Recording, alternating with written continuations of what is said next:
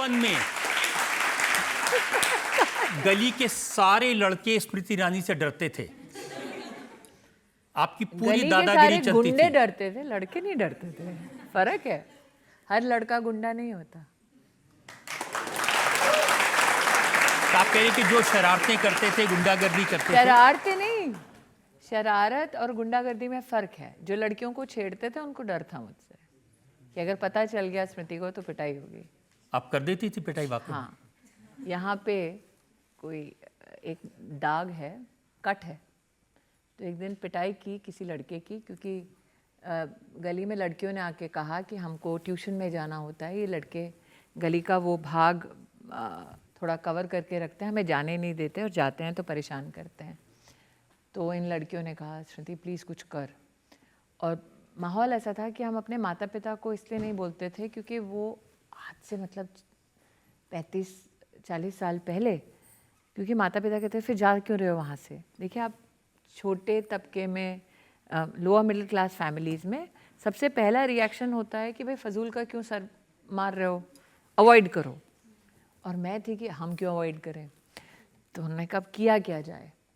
तो मैंने कहा ठीक है, अब परेशान करेंगे तो मुझे बताना। तो मुझसे करीबन 3-4 साल बड़े थे वो लड़के। तो लड़का लड़की सब आमने सामने हुए। तो मेरी एक दिक्कत थी कि मेरी माताजी दोपहर लौटी थी शिफ्ट करके। मैंने कहा माँ उठ गई तो बहुत जम के पिटाई होगी।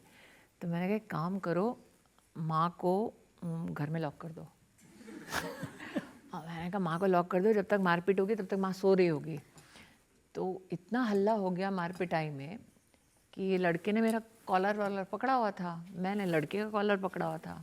बैल्कनी से माँ आ गई चिल्लाते हुए और माँ ने बोला अरे लड़की है छोड़ दे। और मैं बहुत एम्बैरेस हो गई। मैंने कहा इसको नहीं समझ आ रही है कि लड़की है, ये पीट रहा है क्योंकि मैं इसको पीट रही हूँ। उसमें लड़के ने जो मुक्का मारा उससे मेरा ये कट गया। और उसके बाद लड़के की जो पिटाई हुई वो हुई। घर जाने के बाद मेरी जो पिटाई हुई कि तुम नेता बनती हो। मैंने कहा नहीं नेता नहीं बन रही हूँ, प्रॉब्लम थी, पापा को क्यों नहीं बताया। मैंने कहा किसी ने किसी के पापा मम्मी को नहीं बताया। और आज ये जो लड़कियां यहाँ बैठी हैं शायद सबको ही सिखाया जाता है। ट्रेन में बस में जा रहे हो बैग आगे रखो, अगर ज़्यादा लड़के हैं तो उस बस में चढ़ो मत। यह हमारे जीवन की भी एक सच्चाई थी। तो मेरा हमेशा ये था कि मैं विक्टिम नहीं हो सकती रजत जी। वैसे ही आप गुर्बत में पैदा हो, वैसे ही इतनी कठिनाइयाँ हैं, उससे हर कोई राह चलता थप्पड़ मार दे। तो मेरे पिताजी कहते थे तुम ही को बड़ा नेता बनना है कि तुम ही को सबको जवाब देना है। गुर्बत के बारे में मैंने पढ़ा, 7 साल की उम्र में जब आप पानी लेने जाती थी बाल्टी में तो भी झगड़ा करती थी। नहीं, मैंने दिल्ली के वो दिन देखे हैं जब टैंकर आता था तो मेरे हाथ में बाल्टी थमा दी जाती थी, लाल कलर का बकेट, मुझे आज भी याद है। तो आप कितने फुर्तीले हैं, आप कितने होशियार हैं, ये सारी होशियारी वहाँ टैंकर से पानी खींचते वक्त समझ आता है।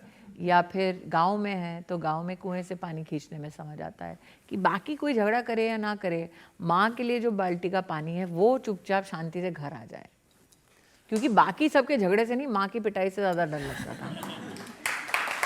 ऐसे बहुत सारे छोटे छोटे काम किया आपने। सड़कों पर किताबें बेची? पिताजी ने बेची। तो दिल्ली में धौलकवा नाम का इलाका है, वहाँ पे आर्मी क्लब के सामने जो बस अड्डा है, उस ज़माने में दिल्ली में जितने लोग काम करने आते थे मज़दूर, वो उस बस अड्डे से अपनी बस पकड़ के गुड़गांव, अब का तो चमकता धमकता गुड़गांव नहीं, वो तो ग्रामीण अंचल होता था।